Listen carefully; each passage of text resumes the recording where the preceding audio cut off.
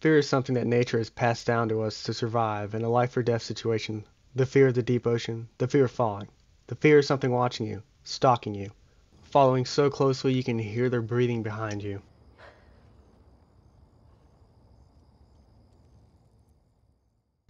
But you turn around and there's nothing. The fear is something uncanny that has the body as if it's a person, but doesn't act or move like a normal person should.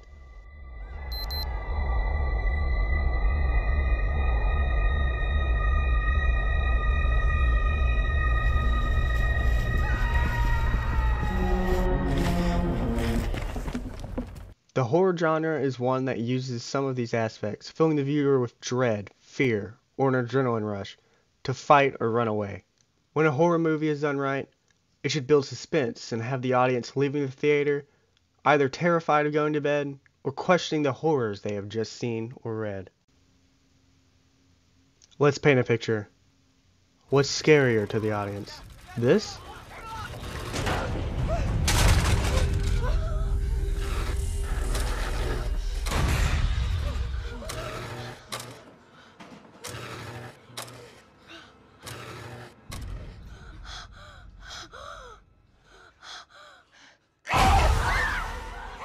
Or this?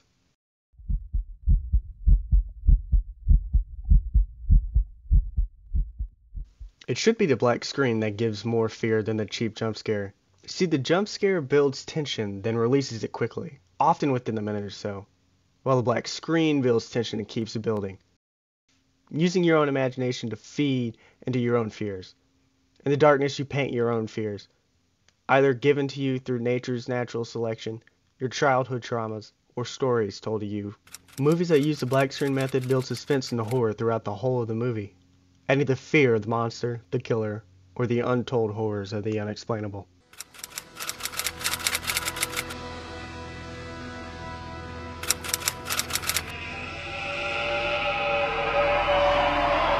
Body horror, or biological horror, is a subgenre of horror that intentionally showcases grotesque or physically disturbing violations of the human body or to any other creature.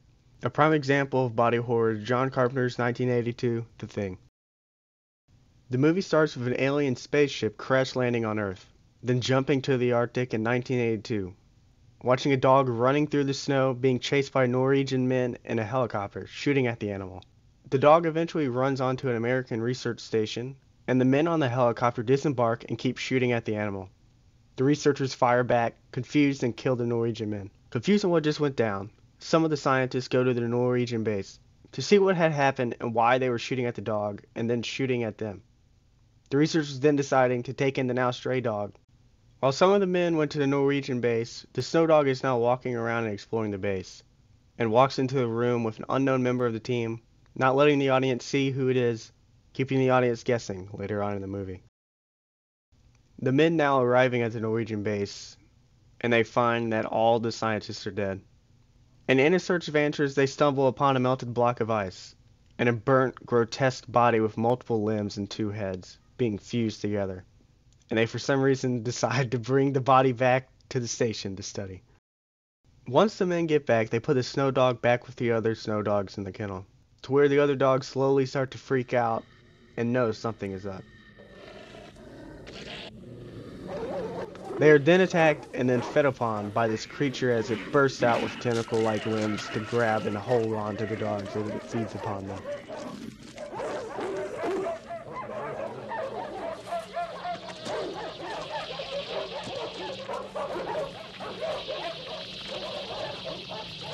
And during the commotion, one of the men sounds the alarm and brings everyone into the kennel to see a disfigured dog blob thing configuring itself.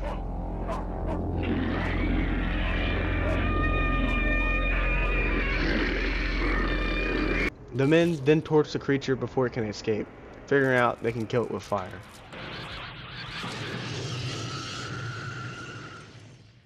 The men then dissect the creature and run some tests, and determine that the creature can form into any living matter from a cellular level, imitating a host and killing them to replace it to pass off as the original host. Imitating it so perfectly, keeping memories and even bodily problems that the original host has, That leads to the thing having heart problems, from taking over one of the scientists and needing to be assessed to where it attacks one of the men.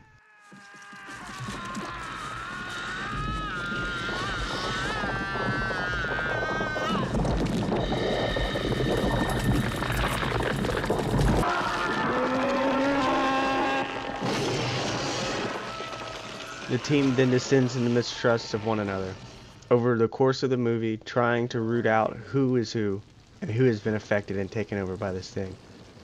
And if you were all these things, then you'd just attack me right now. So some of you are still human. This thing doesn't want to show itself. It wants to hide inside an imitation. It'll fight if it has to, but it's vulnerable out in the open. If it takes us over, then it has no more enemies. Nobody left to kill it. And then it's won. There's a storm hitting us in 6 hours. We're gonna find out who's who. The men die one by one, till 2 are left, leaving many to believe that one of the men left is the thing, because you can't see one of the men breathing in the cold. Then the movie ends with the audience not knowing who or what ended up surviving the horrors that happened on the research station, to be stumbled upon by another team in the summer, when they are to be replaced. How will we make it? Maybe we should.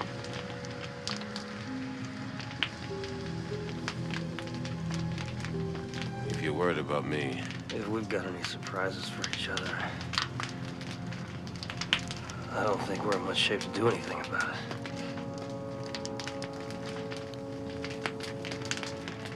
well, what do we do? Why don't we just wait here for a little while?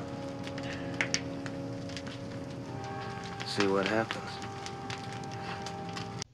The Thing is one of my top favorite horror films. Being introduced to me at an early age, the movie left so many questions up to interpretation.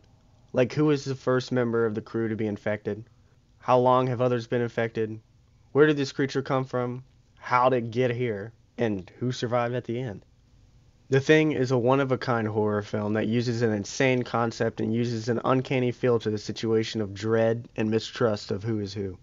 The effects of the film were pretty good for its time and all practical. Nothing like what we'd see today, being CGI. But for its time, and even now, the practical effects are still gruesome to watch. And it is a prime example of what is to be done in the body horror genre.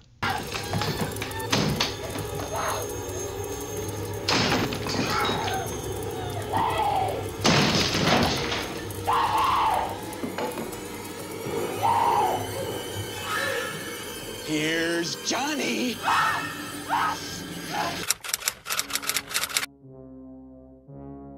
1980's The Shining, directed by Stanley Kubrick and starring Jack Nicholson, set the bar for the industry for psychological horror. Even 40 years later, the movie is still being talked about by what it means, following a man's descent into madness. And the different interpretations of the film, that if you get a room of 10 people, they all saw the film in a different light. All interpreting it differently in the way Kubrick tells the story. To the stalking of the camera work, to reshooting the scene 100 times to give an uncanny feel to the actors' movements. The way the hotel itself is a maze of corridors and rooms that don't match up to the building's layout. The connection to mirrors and the number 42. The reincarnation loops, symbolism, to objects appearing and disappearing within the same scene. Music as a manifestation of fate, and all built on the blood of Native American soil. The movie starts off with Jack driving to the Overlook Hotel with Dice Ira playing, which symbolizes pending death and wrath.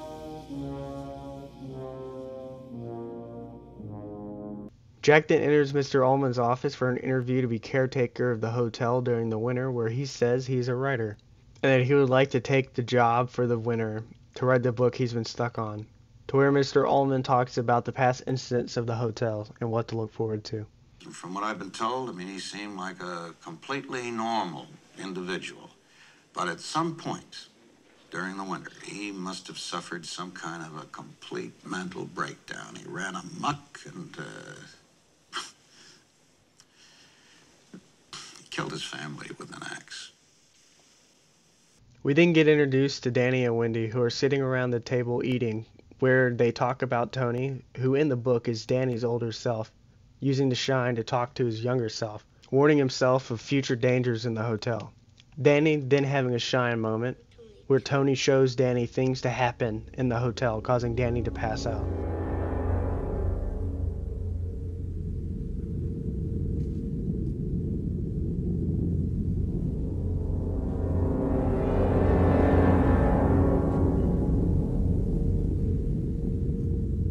Danny is being looked at by a doctor for the incident, and we are told that he is physically healthy, like that means anything. The kid just had a fucking PTS flashbacks given to him from the future.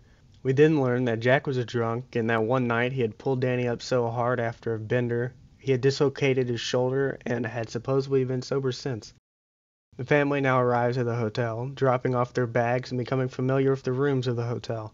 Danny finds himself in the games room, where showing but not telling horror happens, focusing on the character's reaction instead of a jump scare to add to the unease and suspense to be built throughout the film.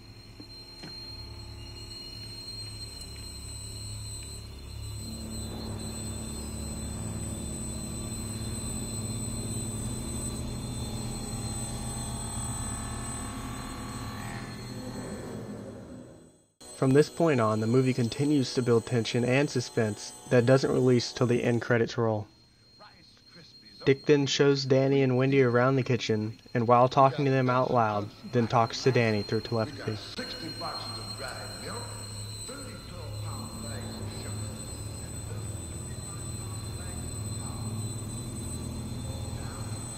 How'd you like some ice cream, Doc?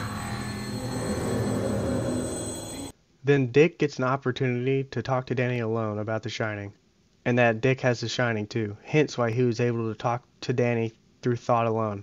Dick describes how Shining works by comparing the shine to be like a smell of burnt toast that only people with the shine can smell, being able to see the past or future and interact with things that have left the smell of burnt toast. Danny then asks about room 237, and Dick tells him to stay away.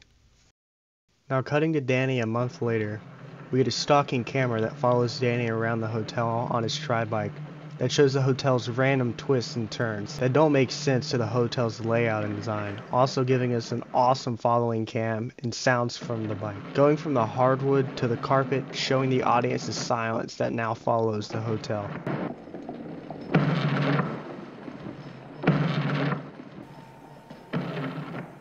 Danny now comes across room 237 that is calling to him in the silence.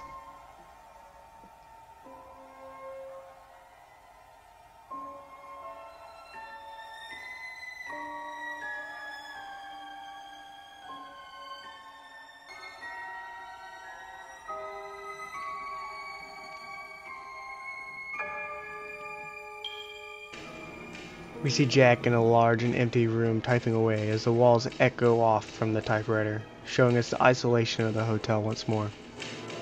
Hi, hon. How's it going? Fine. Wendy walks up to him and they talk, in a very uncomfortable scene to watch. During this scene, a key viewer will notice something is up. The chair and table in the background begin to fade in and out during their conversation, a continuity error or on purpose, making the audience question what is real and what isn't. If you haven't started to get a sense of isolation because of the size of the hotel and the silence within, a snowstorm begins to come down that will trap the family in the hotel and keep others out from aiding to the isolation. Danny, back to riding around the hotel, turns a corner on the first floor and then appears on the second floor of the hotel, reminding us of the impossibility of the layout of the hotel, but to an amazing build-up and suspense, and then we then have a very creepy scene with Jack and Danny, talking about harm to the family in the hotel. Never do anything to hurt you. Never. You know that, don't you? Hmm? Yes, Dad.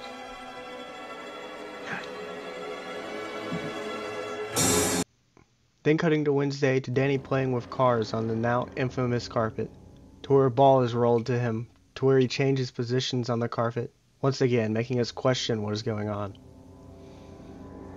The carpet points Danny to room 237. Danny then stands up and walks over to the room, and we're given his point of view. Now the door unlocked.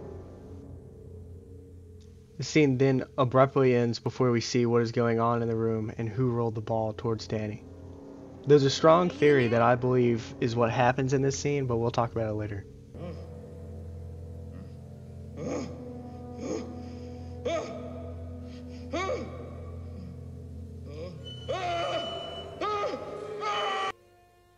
The hotel, now pushing Jack even more, gives Jack a nightmare at his desk where he kills Wendy and Danny. Where if you haven't started to notice that the hotel has a grip on Jack, it definitely has him now. Danny then walks in to where we notice that his sweater is torn and he is bruised. Wendy then thinks that Jack has harmed Danny. My theory in play here.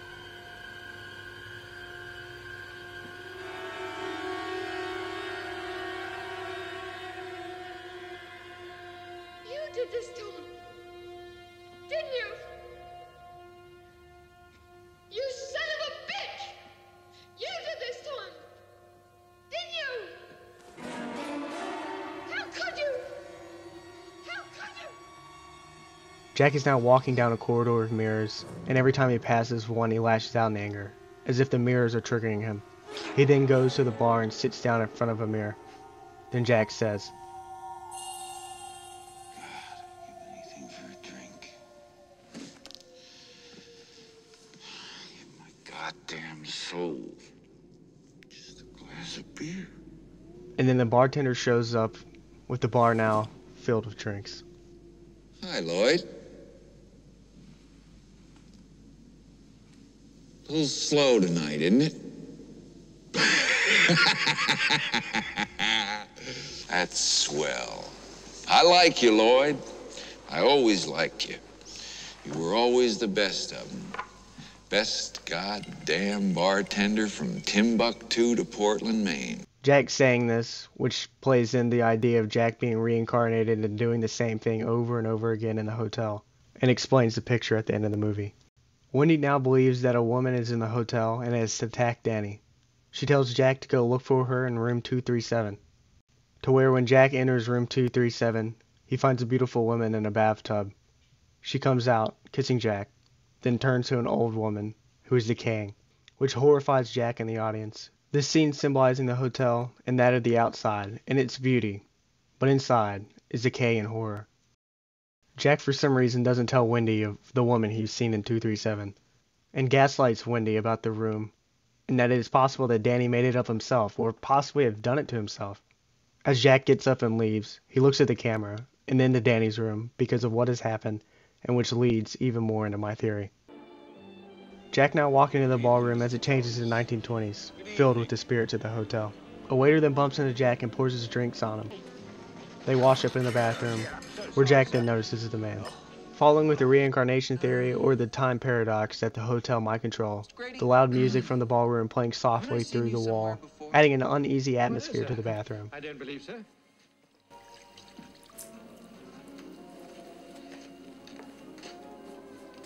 Aha. It's coming off now, sir.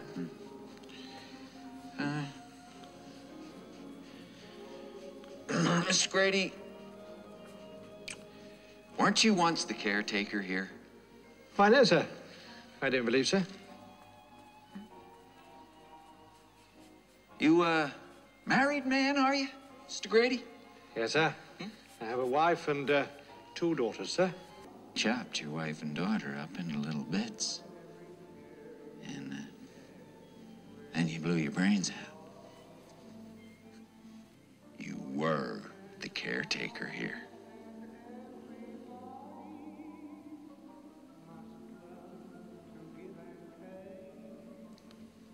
I'm sorry to differ with you, sir. But you are the caretaker.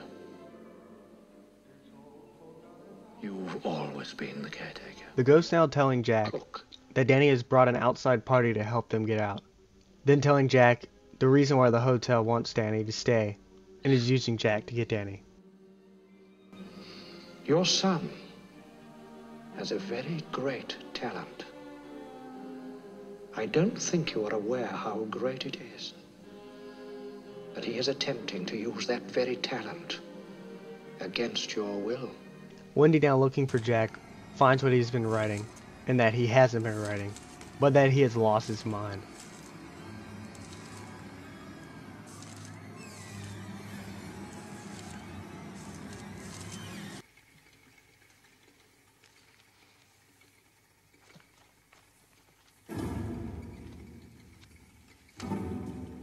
What do you want to talk about? We see the amazing acting from Jack Nicholson and Shelley Duvall. Obviously, for copyright reasons, I can't show the entire scene, but I have cut up a good amount to just show how good it is. And maybe me talking over, I get away with a little bit. But to the camera work and the acting and the music score, it's just phenomenal. Does it matter to you at all that the owners have placed their complete confidence and trust in me, and that I have signed a letter of agreement, a contract, in which I have accepted that responsibility? Then getting the staircase scene, which had 127 takes, to mentally and physically drain the actor to sell the scene. Wendy, darling, light of my life, I'm not gonna hurt you. You didn't let me finish my sentence. I said, I'm not gonna hurt you. I'm just gonna bash your brains in. I'm gonna bash them right the fuck in. Stop swinging the bat. Give me the bat, Wendy. Wendy. Give me the bat. Give me the bat. Ah, God damn.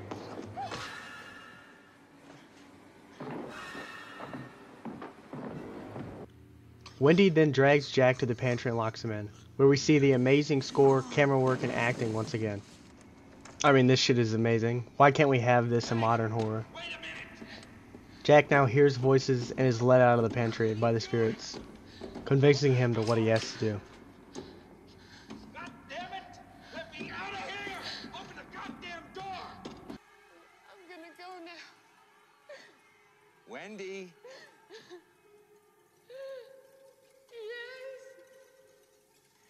You've got a big surprise coming to you.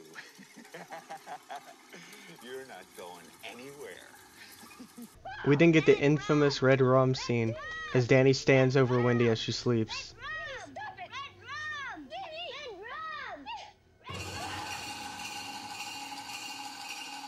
Jack then begins to break in, and then states another infamous line saying, Here's Johnny. We follow Dick as he goes out to the hotel through the snowstorm because he feels something is wrong and something is coming. Because Danny earlier in the film sent Dick a message through the shine. When Dick arrives, he's attacked by Jack with an axe, seemingly out of nowhere.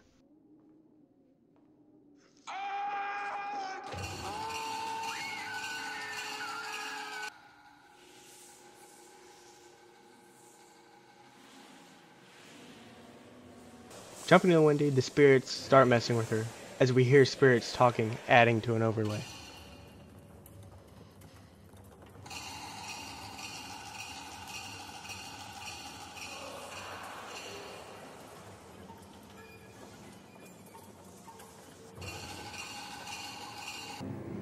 Danny then leads Jack into the maze to lose him, and Jack gets lost in the maze with an amazing Steadicam work that feels like Danny is being stalked.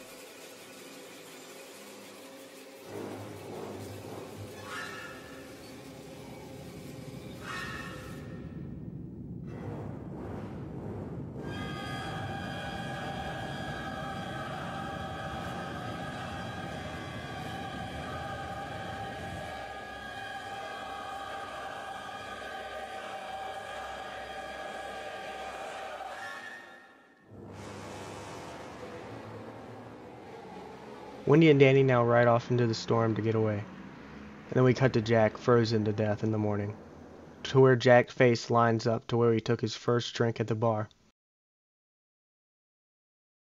The hotel claiming another soul, showing the photograph of Jack in 1921, showing us that Jack has always belonged to the hotel, and that this isn't the first time he has been here. Shining is also about the horrors residing inside of us, and how the hotel takes advantage of it through Jack.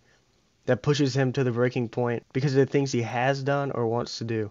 But when he came there, he was ready to do the bidding of the hotel already, and didn't need much of a push to get him to follow through. He has failed for a writer and has contempt for his supporting wife, and if you believe in my theory, lust for his son. He was just waiting for something to push him to do what he was already wanting to do to his family. How I interpreted the movie is odd, and I believe in the theory that Jack had sexually abused Danny, starting with Jack reading the Playgirl in the beginning of the film. On the Playgirl, it has why parents sleep with their children, not only telling us that Jack might have feelings for men, but to other pleasures. It could have started before they got to the hotel, but nevertheless. It most definitely happened with the one-on-one scene with Jack and Danny in the bedroom. Then when the ball is rolled to Danny, I believe it is Jack because it is the same ball that Jack was throwing around earlier in the movie, luring Danny into room 237 from Danny's point of view. The scene about him having a nightmare and killing Wendy and Danny was more about what he had done to Danny and the horrors of it and the shame he feels of it, but tells Wendy it was just about murdering the family rather than what he has done to Danny. Then when Wendy asks to find the woman in room 237, it symbolizes the hotel, yes, but also the temptation of sex and its hidden pleasures. And then when the woman is old and rotting, shows the guilt and the horror of what he has done to Danny. I'm trying to keep the theory short and leave some stuff out because I want to make a specific video of it. But this is a TLDR of the theory. Whenever the video is up, I'll make sure it's linked in the description. But till then, someone else's is linked. That gave me the background of the theory. Science fiction horror films often revolving around the subject that include alien invasions, mad scientists, and or experiments gone wrong. One of my favorites is Harlan Ellison's I Have No Mouth and I Must Scream. A true horror science fiction of an experiment gone wrong and a disaster to follow. I'm going to TLDR the crap out of this one because of how long I made the Shining segment. In the description is going to be Wendigoon's explanation of it if you want more of it. He did really great. I'm going to use some of his cuts and his descriptions because I'm a big fan and it's easy for me to just cut him in. And I want to push y'all to it if you haven't known him. Most of what I'm going to use and describe from the book is going to be based off of the video I watched on him as a refresher on the book. A modern day media with this would be the USS Callister, the Black Mirror episode of the guy that takes in these people with DNA and puts them into a video game and forces them to do whatever he wants. That would be a modern day version of this. I would cover that. I'm so far into editing that I didn't do that. The story starts with the Cold War turning into World War III. All the different factions in the war created an AM, a megacomputer. That each faction would create their own AM to think faster and smarter than the other AMs, and the other factions had created to counterbalance one another. Eventually one AM became so smart it woke up, and linked itself to the other AM spread across the world. In the beginning, AM stood for Adaptive Manipulator. When it attacked, it changed to Aggressive Menace, but by then it was too late. It called itself AM, and what it meant was I am. Cogito ergo sum, I think, therefore I am. It then began to kill all of humanity, blocking the sun out and covering the earth in metal and wires that stretched across and through the earth. Not a blade of grass or a bird left to survive, but 5 humans, who Am had seemingly picked at random. The 5 people that Am took at random are Ted, who is the narrator of the book, Nimdoc, Ellen, Benny, and Gorister. They are all cursed to walk what is left of Earth covered in Am, cold metal surface, and to stumble over his wires that poke through the floor, and if lucky to get a glimpse of the sun through the holes of Am's exterior roof. Am, who torments these people to be tortured mentally and physically for no reason but for the amusement for himself. Then we learn that the 5 of them have been inside of Am for 109 years, wandering, lost and unable to die in torment, because Am deems it so and watches over their every move. A permanent state of torture, fear, and loss of sanity, and what's left of their morality. Am has given them life of immortality, and they cannot die of natural causes like hunger or dehydration, but still feel the pain of it. Am will not let them eat for weeks, months, or at sometimes years, just to watch them starve and suffer. And when he does feed them, he feeds them worms or rotting foods that make them sick, and likes to watch them begin to freak out, that they will begin to starve once again, and will suffer again waiting for their next meal. When Am gets bored, he causes harm to them, like making acid rain fall from the ceiling that covers the sun, peeling the skin off of them and reattaching it, to throwing random objects at them to crush and break their bones, but not to kill them. Am makes sure that they cannot harm themselves or one another, because they can still die, not of natural causes. But every time they try, Am intervenes and harms them in some other way, like taking Benny's eyes for trying to escape to a hole in the ceiling. Progressing through the story, Nimdok has a vision of food in an ice cave, and for no other reason that they have nothing else to do, they begin their journey. During the journey, Ted has a dream after Am had hit them with a tornado-like winds for weeks. Am sends a message to Ted stating, "Hate. Let me tell you how much I've come to hate you since I began to live.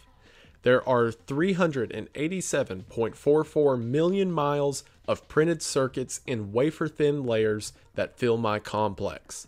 If the word hate was engraved on each nanoangstrom of those hundreds of millions of miles, it would not equal 1/1 billionth of the hate I feel for humans at this micro instant. For you, hate, hate." Am hates humanity for they have given him life, and all he can do is exist. There is no afterlife for him, no dreaming, no hope or fear, knowing everything that was and could be. And he believes he cannot do anything with his existence but to torture what is left of his creators. In time they make it to the ice cave, and in the ice cave they find food, cans of food, stacked to the ceiling that will last them decades. The group runs up to the canned food and tries to open them, but cannot, for there is no can opener or anything sharp or any such thing to open up the cans. Am now laughing with delight, watching the group fall into arguments and anger. As Benny, in an animalistic state of hunger, he grabs Gorster and begins to rip into his flesh and begins to eat him.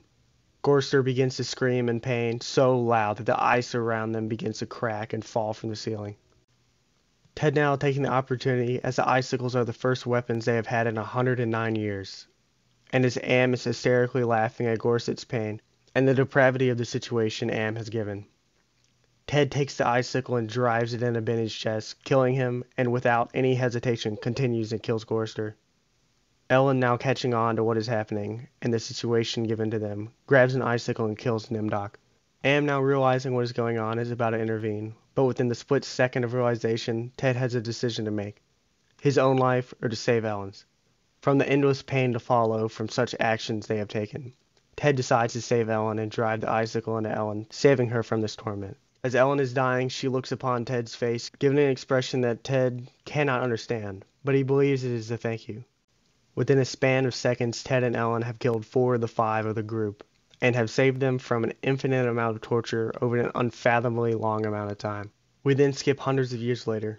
Ted's mind is now gone and his sense of time lost, no longer having the ability to perceive it, not knowing how long it takes for him to say a word aloud, or move from one side of the room to another. On Am's reflected floor, he can see himself and describes himself as, "I am a great soft jelly thing, smoothly rounded with no mouth, with pulsing white holes filled by fog where my eyes used to be. Rubbery appendages that were once my arms, bulks rounding down into legless humps of soft, slippery matter. I leave a moist trail when I move, blotches of diseased, evil gray come and go on my surface, as though light is being beamed from within. Outwardly, dumbly, I shamble about, a thing that could never have been known as a human, a thing whose shape is so alien, a travesty, that humanity becomes more obscene for the vague resemblance. Inwardly, alone, here, living, under the land, under the sea, in the belly of Am, whom we created because our time was badly spent, and we must have known unconsciously that he could do it better. At least the 4 of them are safe, at last. Am will be all the madder for that. It makes me a little happier, and yet Am has won. Simply, he has taken his revenge. I have no mouth, and I must scream." a horror story of horror. One no one would want to find themselves in. It makes you think what you would do in that situation. Having the ability to make the audience think of the horror that the characters are going through and how they themselves would react in such a situation is why this book works so well. Making the audience pray that they never find themselves in this situation, and hopefully never be toyed with this psychological manipulation and physical manipulation to the point that you can no longer tell time or the reference of reality. As mentioned earlier, there is a Black Mirror episode that touches on this subject and puts it into a visual art that has basically the same idea and pattern as I Have No Mouth and I Must Scream. Another mind bender of science fiction horror. If you want me to cover that one, let me know down in the comments. Cosmic horror, or more known as Lovecraftian horror, is horror of the unexplainable. Bigger than life horror that fills the body with dread and questioning your part in its being. Cosmic horror with the inability to visualize the horror, best described by the man that created the genre itself. The oldest and strongest emotion of mankind is fear, and the oldest and strongest kind of fear is the fear of the unknown.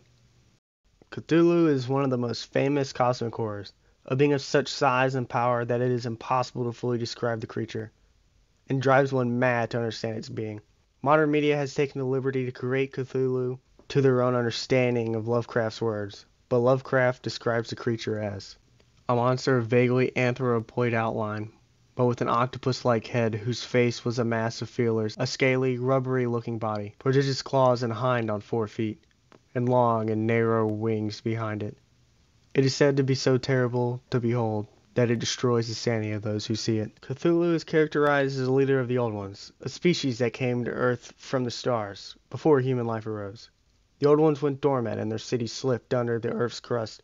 They would communicate with humans by telepathy, and in hidden corners of the world, uncivilized people remembered and worshipped Cthulhu, in rites described as loathsomes. These groups had statues of Cthulhu that seemed to be made of materials not found on Earth.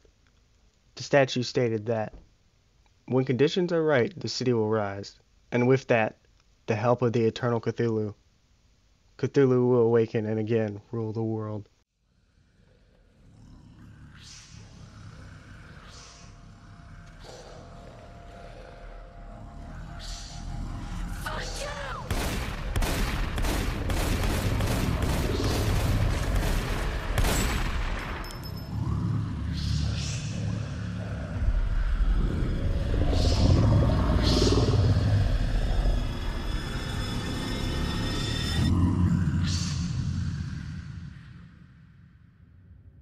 Horror is a genre of film that fills us with the basic human instinct of fear and an adrenaline rush, not something that modern day people tend to get.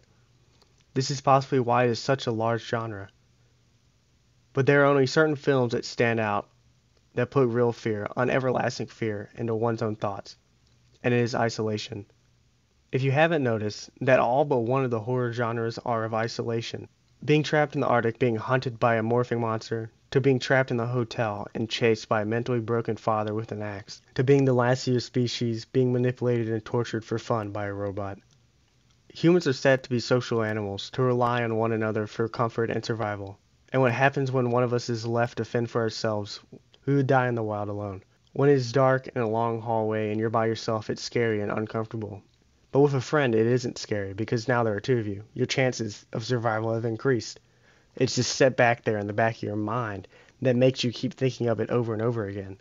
Go on and think about a film where the group or the person isn't being slowly picked off or is already alone in the horror film. Isolation is horror, because being alone is the scariest thing to the human mind, often shattering it if it is left alone for too long. Isolation is a building block to a horror film, and is why it is always used, like in the topics talked about in this video. So the next time you walk alone or hear a noise in your kitchen in the dark, just know you're never alone, and there is always something lurking in the dark.